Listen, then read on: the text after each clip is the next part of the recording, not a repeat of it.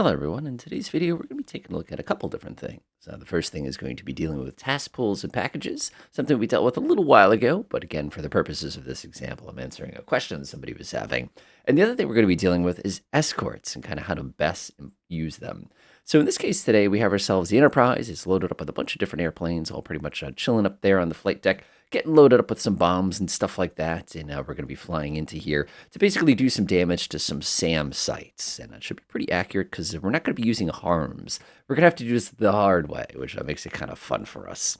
So let's go ahead and take a look at what we have here. Open this one up with the F6 key. There's a bunch of Marine F-18Cs. We can't use any of those. We've got a couple EA-2s.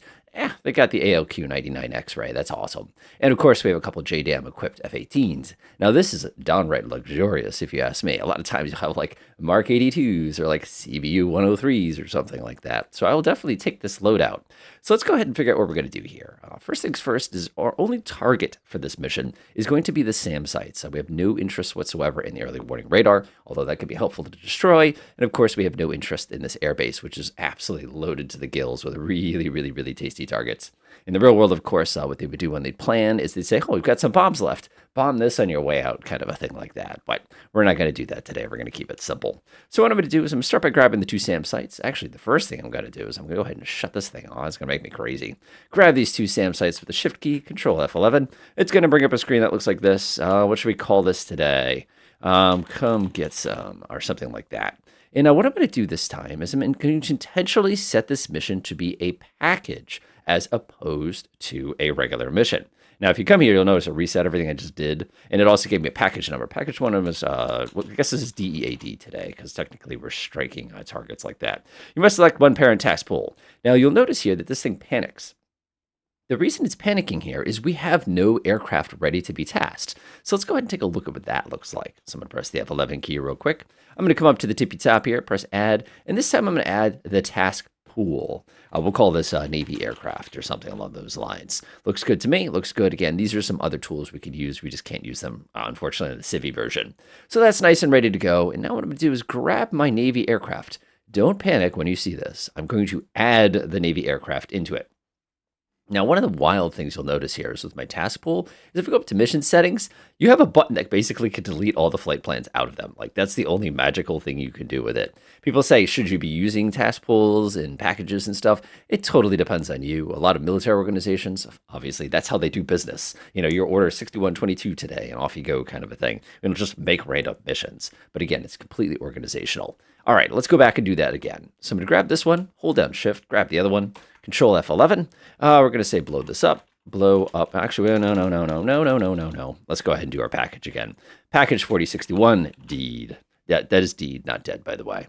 We're going to do a strike. We're going to do a land strike. That looks lovely. And notice parent pool is Navy aircraft. I'm going to press OK. Now check this out. You'll observe at the top, the only people available for tasking, does that sound familiar? Does that sound a little bit? No? Oh well. Are going to be the aircraft that I put into this original group here. And our task pool is here. Here is our package. And again, it's completely organizational. And as you get your projects to get bigger and bigger and bigger and bigger and bigger, it gets more chaotic. And sometimes it's really nice, especially if you're doing something like Operation Allied Force or something like that.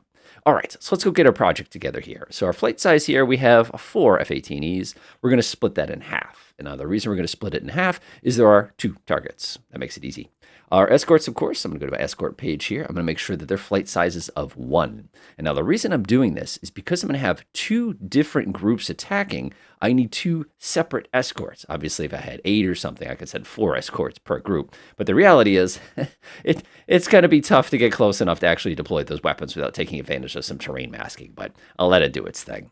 All right, so we've got escorts of 1, and of course, we have strikers of 2. Let's add everybody in. Grab them both. Punk. Now, this is an important step a lot of people forget. We have to actually mark these 2 aircraft as escorts because we're basically going to use them to jam along the way here. Now, if I click on this guy, you'll notice I have the button that says Mark Selected as Escorts. Now, there's a couple of philosophies for this. The simplest way is simply hold down the Control key, grab both of those mark as escorts. Or if you're like me, you click on the whole group, Then click Mark as Escorts, and you get everybody underneath it, which makes it way, way, way easier. A lot of times what happens in scenarios is you have like 50 F-16s. Maybe it's just me. One of the things about 50 F-16s, and you want a quarter of them to be escorts. You can just hold down the control and bang, bang, bang. Hit mark selected, move on your day. All right, let's do some quick math here. There are 4, there are 2. Let's mentally check. 4 divided by 2, even number. 2 divided by 2, 2 divided by 1, 2, even number. Good, we're all set. All right, so let's go ahead and take care of a couple other things. So we're not doing formation single aim here. Obviously, we're going to be doing independent aim. We're going to keep it nice and simple. Split distance, the split distance is fine. I'm not going to change it or anything like that. Off-axis attack is very, very, I like that idea, but I'm actually going to avoid that here, even though it looks like a simple choice. Settings, we're all set there. Escorts look good, looks good, it looks good, looks good, looks good. Maximum threat response radius. You want to be very careful with this. Because these are seed aircraft, you don't want them flying halfway across the world in order to look at something that seemed interesting on the ground. So I'm actually going to reduce the range on that just a little bit. I really wish these were options we could adjust. Like, come on, let me push them, All right, so that's good to go. Electronic warfare aircraft, flight sizes of 1, all set and ready to go. Minimum number, good. I'm not going to worry about any of these things real quickly down here. It's going to be fine. Targets, delightful. Looks good to me. MCON, WRA. Now, this is important. Our escorts are jammers, which means if we go to escorts, we have to actually tell them they're allowed to jam. That's an important point here. If we don't do that, they won't be turning on their jammers and being obnoxious. Now, keep in mind, we're going to get shot at no matter what in this scenario. You're just going to get too close, and they're going to take a couple pot shots at you. All right, that looks pretty darn good to me. That looks good. That looks good. I think pretty much ready to go. Let's see. If we were smarter people, we would do a time on target. And the reason we do a time on target is to basically force them to get there at the same time, just in case for some reason the flight plans don't quite work. So let's go do that too. Might as well be pros about this. It is at 9:30 right now. 12:30 is way too late. We'll do 10:30. I think that's going to be fine. Go ahead and click there real quick just to make sure that it's set properly. Nice. One of the things you can do now, if you just, whoop, careful. Now you got to go fix it. See how easy that is to do? Bunk. All right, that looks much better. So when we're ready to go now, we can come down here and hit create or update flight plans to sort of just double check to make sure everything is okay. You can see it generated everybody's flight plan pretty effectively there. Now, if we bring up the air tasking order, I don't think there's going to be anything in. Oh, look at that. Turns out there is. All right, let's just do one quick mental check here. Let's see here. So they're going to come over. Well, this is actually really, really, really, really, really, really dangerous. All right, so this group is going to be launching. I'm just trying to study what they're doing here. Let's see here. Your weapon launch against that target needs to correspond with your weapon launch against that target.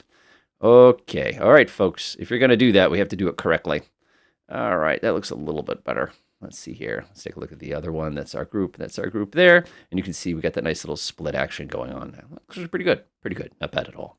All right. That is all taken care of. Now, if I wanted to be even more careful with this mission, what I really should have done is I should have split it into 2 separate missions to absolutely guarantee my timing. But I don't know, being lazy. Let's test it. So now I'm going to go ahead and unpause. We're going to give it a moment to kind of process. Actually, one of the things I should have done under the air tasking order is take a look at what takeoff time is. That would have been smart on my point. Let's see here. Time on target, local time, target. Oh, here we go. Local takeoff time is 555555555. All right, that works great for me because then what I can do is I can come down here. I can actually, here, watch this trick. I'm going to set my speed to hot tomatoes here. I'm going to go ahead and press the skip 15-minute button. Check that out. See, now it's 9:45. I'll press the skip 5-minute button. I'll skip it again, and that's, helps if you click it properly when you do the actual button push here. There we go, and you can see right at 9:55:55, everybody's taken off. This is a really long flight, too. I feel sorry for these poor pilots. Whoa, as I go ripping past what I'm supposed to be demonstrating here. Sigh. All right, as you'll notice here, we have 2 of these lovely EA6s here. I love the fact that this put a back seat in an A6. There's just something, there's something very aircraft engineering about that. I don't know, puts a smile on my face. But we can see they've turned on their jammers and they're being nice and obnoxious. Now, the cool thing here is if we actually switch to the other side real fast, you will see these folks are completely clueless about what's coming to get them because the jammer is so effective against these old like 1950s and 60s radars. It's just a bunch of lines right now, which is awesome. All right, let's see here. Time on target we said was 9:30. So let's go ahead and pause. We'll go up to 2 tomatoes here, or 1 tomato. And we'll go ahead and skip 5 minutes here, skip a little bit of time, skip a little bit of time. All right, now we're ready at the action sequence. Let me slow down a little bit here. Okay, so now we're going to run into a couple problems immediately. What's going to happen here is as our aircraft come out, you will observe that my jammers here are actually no longer in the effective area of the targets. What they're attempting to do at this time is jam for both of them. That's just the way it works. If you remember what I was saying a couple moments ago, I was saying if we split them into 2 missions, we'd preclude this. Now, here's the scary part. If I switch to the other side real fast, you'll observe that we're having a difficult time actually getting a good lock on these targets, even though they basically are jamming from the center here. I can actually mark these all as hostile. And what these folks will try to do is bust out their targeting radars and start working it out. Again, you can shoot at a jamming target. It's actually it makes you less likely to hit it. So anyway, this is where things are going to go downhill really fast. And this goes back to my original point of my jammers here. Because they're jamming from the center. Again, this is old technology. Here comes the missiles. All right, here they come. And there goes the first. Again, the SA-3 is a better system in my opinion. Got shot down. And here comes the other one. They're going a little wide here. Again, my jammers are doing, I love that nice 3D effect. Yeah, there's no way in the universe that one's not going to get tapped. And we can see my guys have dropped. And there goes the second group of bombs against my SAM-2 there, my 75. Oh yeah, this is going to end pretty quick. Whoa, careful F-18s. Careful. Oh, that would have been so embarrassing. Notice, by the way, that my extremely expensive jammers are flying right over the top of the party. And one of the things you'll find interesting here, again, because I didn't split them into 2 missions, they're perfectly visible. We can actually take a shot at them at any time, which would be awful because, like I said, they're very, very expensive. The interesting thing here, as you'll probably observe, though, is the mission was accomplished. Incredibly, I think this thing survived. Well, it's in bad shape, but obviously it's probably not going to shoot back at us. Anybody got anything left? Oh, you do. Let's see here. What are you doing right now? No, you do not need to. I'm actually going to unassign you real quick. I'm going to press F1. I'm click right there. Oh, his buddy was already on the way. Get over there. I just hate the idea of them not finishing the job kind of a thing. All right, F1 click. They're going to go ahead and drop off a couple. And how many of these things we got left? We got 1 to go. I'll go ahead and drop one on the P-70 as well because, while we're here, right? All right, you folks can go home. You did a nice job. Keep in mind, since I did unassign them, notice how the 2 jammers are now paying way more attention to this group here. And I believe you all missed, but that's okay. All right, let's let everybody head back to the carrier and land. All right, that's the sound of carrier landings. Let's go over to losses and expenditures here. Let's see here. Looks good. Looks like we got everything we came for. They fired 6 of these, 10 of these, and somebody managed to get off one of the shoulder launch guys. That's embarrassing. No losses. Obviously, like I said, we had a very, very, very stacked mission here. If these were obviously an S-400, this would have been very, very, very different. But at the very least, you got to see your task pools. You got to see how the jammers don't work effectively if you allow them to split up a group. And of course, you got to see a successful mission. Enjoy.